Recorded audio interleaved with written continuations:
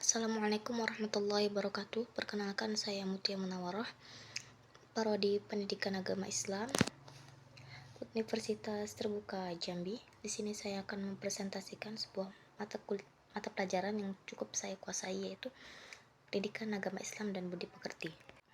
Baik, kita akan lanjut ke pembahasan berikutnya. Saya mengambil topik santun. Saya akan bacakan kompetensi yang akan dicapai oleh siswa. Yang pertama, siswa dapat menunjukkan sikap hormat dan sopan kepada orang lain baik dalam interaksi sehari-hari maupun dalam situasi formal. Kedua, siswa dapat dengan mudah berkomunikasi secara lebih efektif dan efisien, sehingga dapat membangun hubungan yang baik dengan orang lain. Ketiga, siswa dapat membangun hubungan yang baik dengan orang lain, baik dalam sekolah maupun di luar sekolah.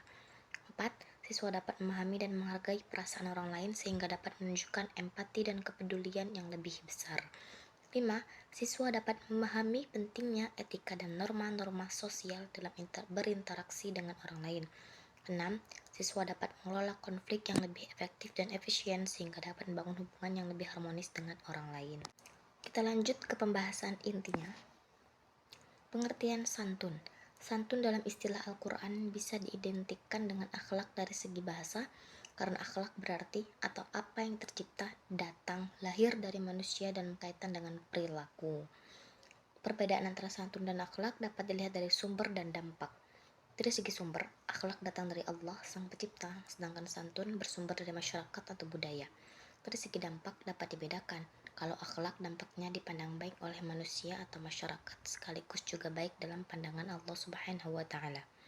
Sedangkan santun dipandang baik oleh masyarakat, tetapi tidak selalu dipandang baik menurut Allah Subhanahu wa Ta'ala. Kendati pun demikian, dalam pandangan Islam, nilai-nilai budaya bisa saja diadopsi oleh agama sebagai nilai-nilai yang baik menurut agama.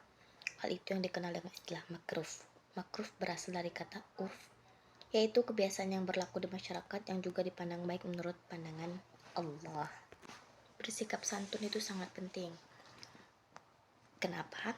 Karena dapat membantu kita membangun hubungan yang baik dengan orang lain. Ketika kita bersikap santun, orang lain akan merasa nyaman dan dihargai ketika berinteraksi dengan kita. Selain itu, santun juga dapat membantu kita menghindari konflik dan kesalahpahaman dengan orang lain. Lanjut pembahasan selanjutnya. Sekarang saya akan bahas tentang perbedaan antara santun dan akhlak.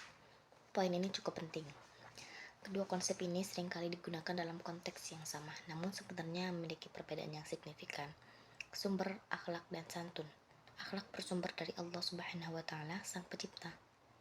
Akhlak adalah sifat-sifat baik yang diajarkan oleh Allah Subhanahu wa Ta'ala melalui kitab suci Al-Quran dan hadis Nabi Muhammad Sallallahu Alaihi Wasallam. Akhlak mencakup nilai-nilai seperti jujur, amanah, dan sabar. Sementara itu, santun bersumber dari masyarakat atau budaya. Santun adalah perilaku yang dianggap baik dan sopan oleh masyarakat, namun tidak selalu memiliki dasar agama. Santun dapat berbeda-beda antara satu masyarakat dengan masyarakat lainnya. Dampak akhlak dan santun. Dampak akhlak dapat dilihat dari dua sisi, yaitu dari sisi manusia atau masyarakat dan dari sisi Allah Subhanahu wa Ta'ala. Akhlak yang baik akan dipandang baik oleh manusia atau masyarakat dan juga oleh Allah Subhanahu wa Ta'ala. Akhlak yang baik akan membawa kebaikan dan keberkahan bagi individu dan masyarakat. Sementara itu, santun dipandang baik oleh masyarakat namun tidak selalu dipandang baik oleh Allah Subhanahu wa Ta'ala. Santun dapat berbeda-beda antara satu masyarakat dengan masyarakat lainnya, dan tidak semua perilaku santun sesuai dengan nilai agama. Jadi kesimpulannya, perbedaan antara santun dan akhlak terletak pada sumber dan dampaknya. Akhlak bersumber dari Allah Subhanahu wa Ta'ala dan memiliki dampak yang baik bagi individu dan masyarakat. Sedangkan santun bersumber dari masyarakat atau budaya dan dampaknya dapat berbeda-beda. Namun nilai-nilai budaya yang baik dapat diadopsi sebagai nilai-nilai yang baik menurut agama, yaitu makruf. Dengan memahami perbedaan antara santun dan akhlak, semoga kita dapat memahami pentingnya memiliki akhlak yang baik dan memahami nilai-nilai budaya yang baik yang dapat diadopsi sebagai nilai-nilai agama. Kita lanjut pembahasan berikutnya. Kesantunan dalam perspektif Islam merupakan dorongan ajaran untuk mewujudkan sosok manusia agar memiliki kepribadian muslim yang utuh dan atau kafah, yakni manusia yang memiliki perilaku yang baik dalam pandangan manusia dan sekaligus dalam pandangan Allah. Santun menurut Al-Quran. Al-Quran diturunkan kepada manusia yang memiliki sifat sebagai makhluk yang memerlukan komunikasi. Oleh karena itu, Al-Quran memberikan tuntunan berkomunikasi, khususnya berbahasa bagi manusia.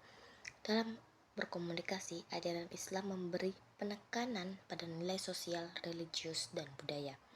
Dalam ungkapan lain, dapat dikatakan bahwa bahasa santun menurut ajaran Islam tidak dipisahkan dengan nilai dan norma sosial budaya dan norma-norma agama.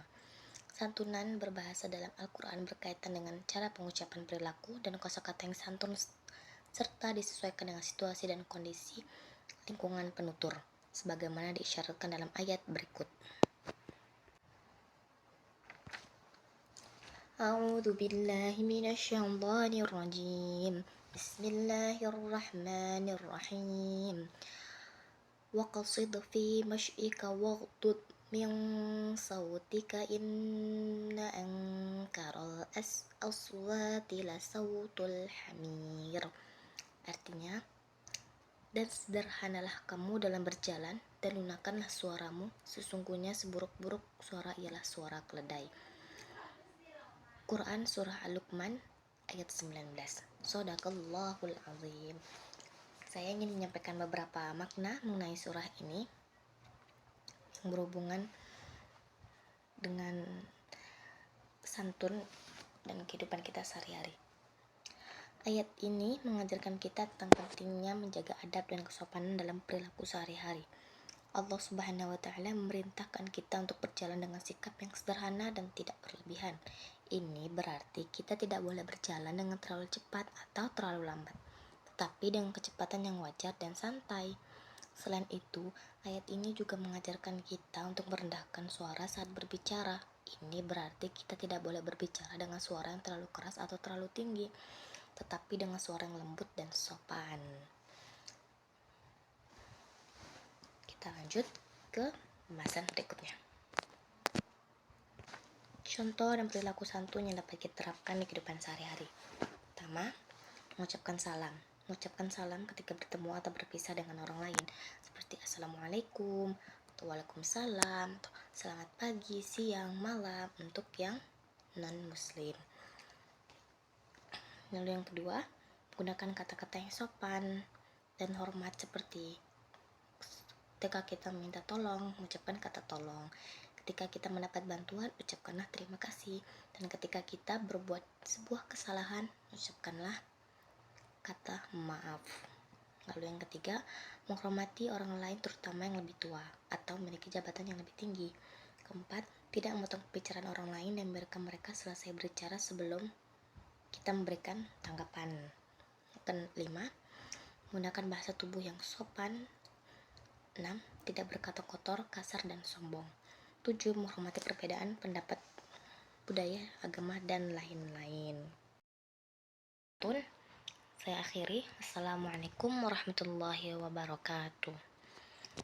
Berikut adalah daftar pustaka yang saya ambil referensinya dari sini.